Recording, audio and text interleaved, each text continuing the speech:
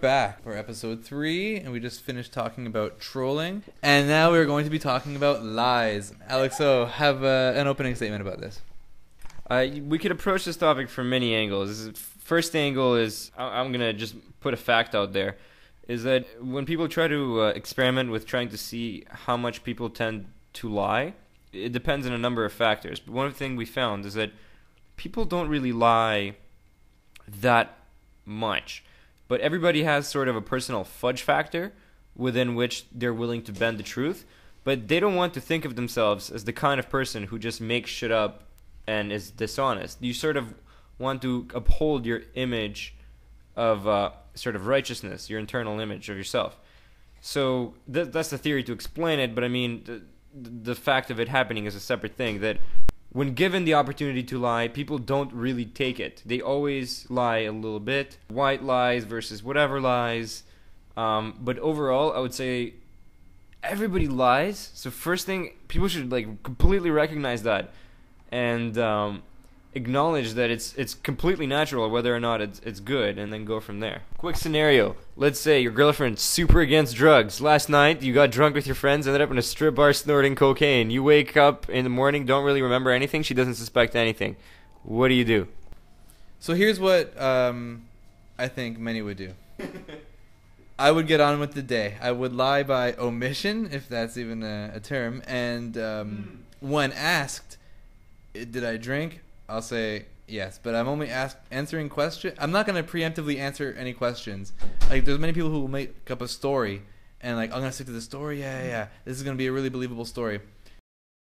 The answer is to answer the question when asked, but I don't think I would actively lie or tell an untruth.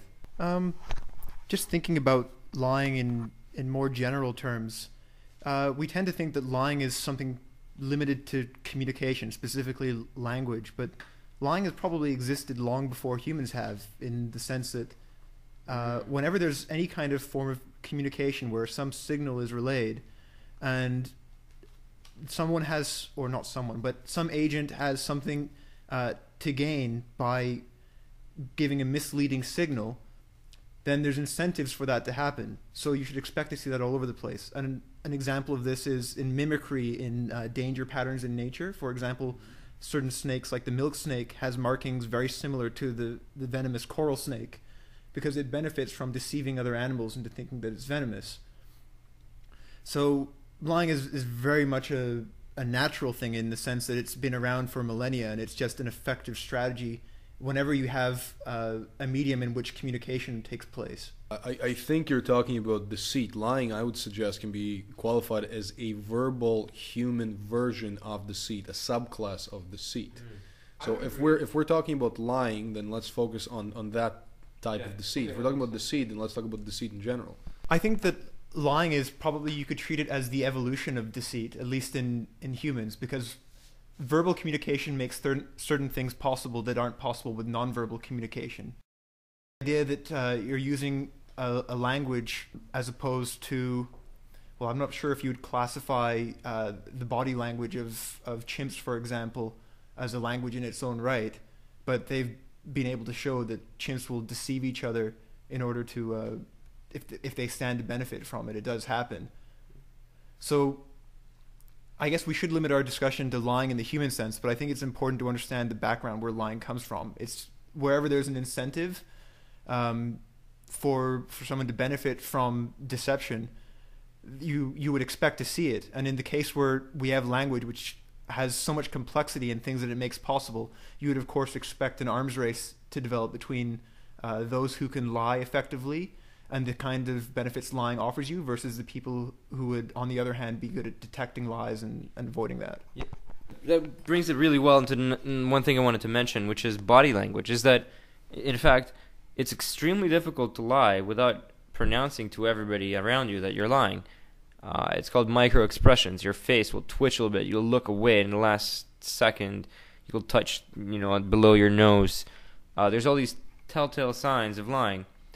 And we're always, constantly advertising this. To me, it's puzzling why we would evolve sort of this mechanism to automatically give ourselves away as soon as we try to lie. it's almost as if our genes want us to desperately stay honest because that seems to be good for replicating them. Although it's like it's Tug of war. it's a tug of war, yeah, in a sense. But I think that just speaks to the evolution of lie detecting. For the longest of times, these things have been going by unnoticed, and until maybe, I don't know, maybe in recent centuries when they started discovering all the eye twitches, the touching of the nose, and when it became like a study on it. So, I mean, I don't think it's necessarily something about your genes wanting to stay honest. I mean, it just genes detecting lies because we lie. I don't know. Sure, that makes a lot of sense. But I think another thing to kind of note here is Felipe mentioned earlier lying by omission. So that would be not volunteering information, which you think by not volunteering it, you can advance some kind of position one way or the other. I don't consider lying by omission to be a lie, because if you do, my perspective would be that you're expected to know in advance what the other person wants you to tell them. And only then can lying by omission, from my perspective, be considered a legitimate lie. As an example, Felipe's example of waking up in the morning and your girlfriend saying, "Did you drink last night?" and you say yes. If she asks you, "Well, did you do cocaine as well?" and then you say, "No, I have not," meanwhile you actually did, that's a lie. If she never asks you that question, what exactly, in a way, in a perfect scenario, how would you know that she thinks of asking you and doesn't ask? Therefore, I don't consider lying by omission to be lying. I think she would know because okay, put yourself one easy test. Put yourself in the position of the other person and be like, if I was them and they were to tell me this, would that inform me in my actions and opinions? And if you get asked, "Oh, and did you do these other hard drugs?"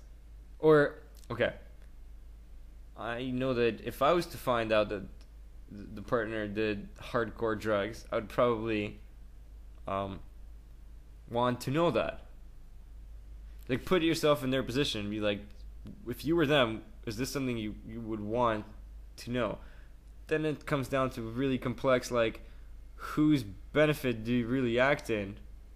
If not yours, then like you get easily exploited. Well, okay, I don't know. I think I've said. But what about this scenario? Let's say there's a camp of kids and someone has their iPhone stolen out of their backpack.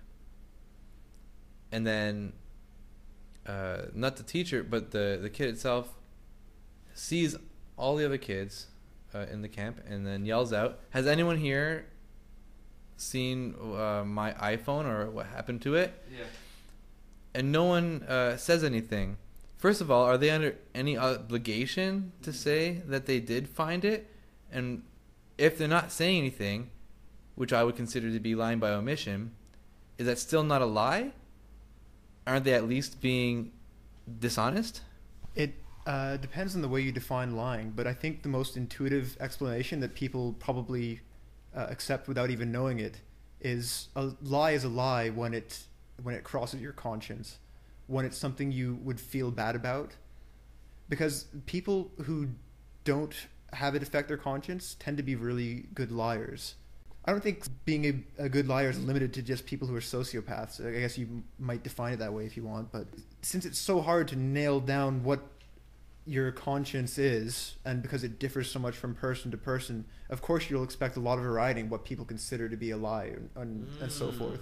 So I don't think you would necessarily, on this subject, it would be very difficult to convince someone to change their mind about what is or is not a lie, because it's something that would be very personal to them.